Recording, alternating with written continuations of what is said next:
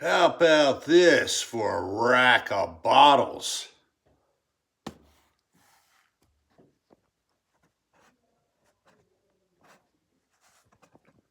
Hi, you all. This is E-Man Booze.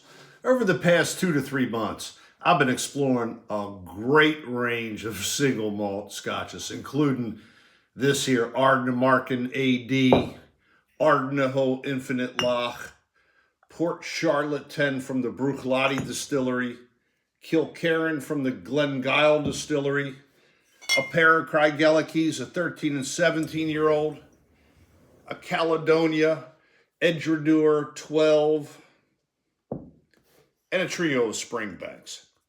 I'm very grateful to have had the opportunity to explore these here whiskeys and have a chance to even buy them, because these are pretty tough to get here in the States, but if you persevere, you can do it. Now, another one I picked up at the end of last year was this one here, the Benriach Smoky 12. Benriach is owned by Brown-Forman. You know Brown-Forman. They own Jack Daniels, they own Woodford Reserve, and they own Old Forester distilleries. However, you may not know that Brown-Forman also owns 3 Scotch distilleries, Benriach, Glenglassaugh, and Glendronach. The distillery was started in 1898. In 1900, they had to stop distilling. There was a big financial scandal that was going on in the area, and a lot of suppliers and distilleries got wrapped up in it, and they just had to stop distilling. But what they did, they kept their doors open because they floor malted barley for the Longmorn distillery from 1900 to 1965. Finally, in 1965, the Glenlivet Distilling Company purchased the distillery, fired up the stills again, got the distillations going, started making whiskey. That went on for a number of years, and then the distillery changed hands. It went to Seagram's, which then Seagram's formed in or got acquired by Pernod Ricard, and then they had it for a number of years. And then several years later, I don't remember what year exactly, but the Benriach Distillery Company formed, and they had the distillery till 2016 when they sold it to Brown-Forman. So Brown-Forman runs the show now. 10 years, it'll be on June 1st. They are creating brand identity with this here product. This is an easy product to get here in the States. It's about $70, and it's 46 ABV. It is a bourbon cask, sherry cask, and marsala wine cask aged spirit. That's 46% ABV.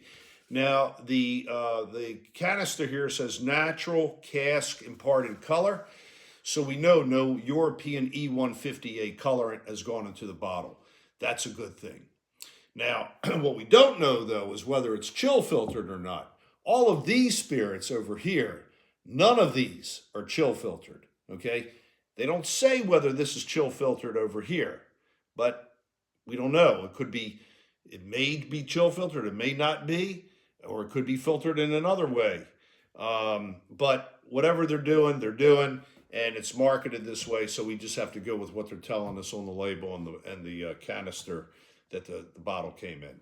All right, so I've had this spirit here in the glass, this whiskey, for about 10, 12 minutes now. I'd like to let my spirits rest before I taste them. Let's put it up on the nose and see what we're smelling. First thing up is the marsala and the sherry tones. You get the berry notes, you get the raisin and the fig and the slight date, maybe a little undercurrent of currant, pun intended. A little bit of sweetness, a little bit of honey, a little bit of brown sugar, slight biscuit tone, little brightness from citrus, like lemon, like orange, and a little bit of gingeriness. There is a slight herbaceous something going on in here. It's got a neat aroma, for sure. Let's taste it.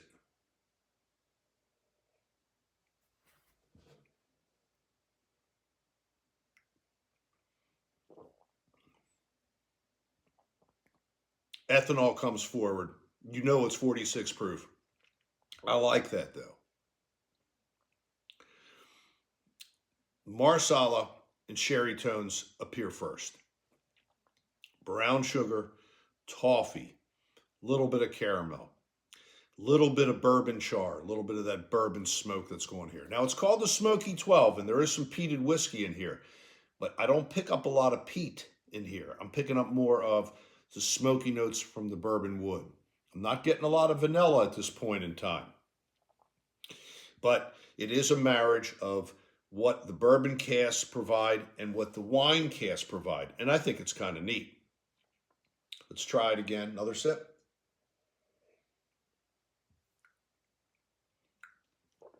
There's a cocoa note, like a chocolate note. The orange is there. The I think though that what's going to benefit the spirit is to add about a teaspoon. Now, this is a short teaspoon here, so I added maybe, I don't know, 3 milliliters the first time and 2 milliliters the second time. So we got about a teaspoon in here.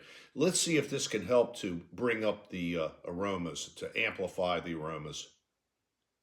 Yes, biscuity tones, much more biscuity now coming out of the glass. And a nice marriage of the bourbon notes we talked about before and the wine cask notes. Picking up a little bit of herbaceousness now, a little bit more. Very light on the herbal side though. The cocoa notes are cool though.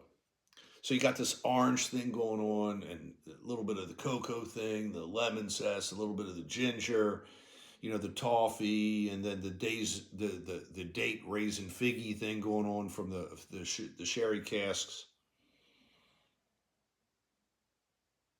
Very neat. The flavor is now amplified.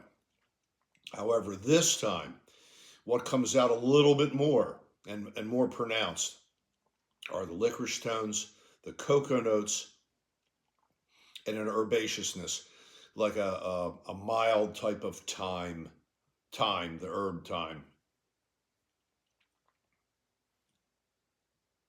The biscuit note's cool. That orange tone, yeah, it's funky. It's got a lot of stuff going on here.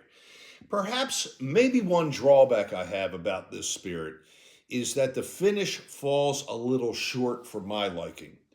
Um, I'm not sure whether it is a function of how they're producing the spirit or if they are filtering it. But I will say a lot of the major brands do chill filter their spirits because they don't want them to cloud up when people put ice in them or people put water in them. They want that cosmetic appeal. Okay. If you take any of these spirits over here and you put a drop or two of water in there, you will see the Irish mist, the ripples in the spirit form. And I'm not seeing anything going on here. No ripples whatsoever. It can take a little bit, teeny bit more dilution. One last time, let's see what it's doing on the nose and palate. It's just going full orange for me. It's oranging up, and cocoaing up, and biscuity. Kind of like it. I do like it.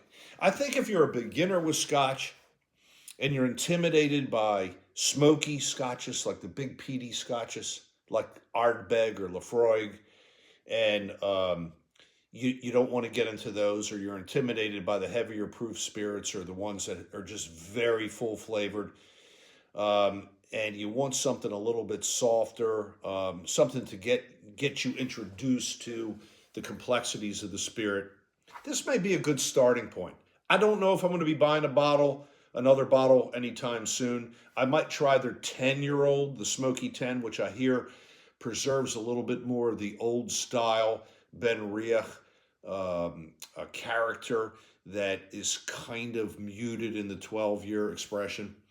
But in any event, I love Brown-Forman. I love what they do. I do like the spirit. I would recommend it to those who just want an easy sipper, just something that's kind of pleasant and something that will tickle your fancy and challenge you uh, with the aromatic compounds. It'll challenge your nose. It'll challenge your palate, and it's pretty good for that. And I like it, and I would not drink it. Okay, let's put it that way.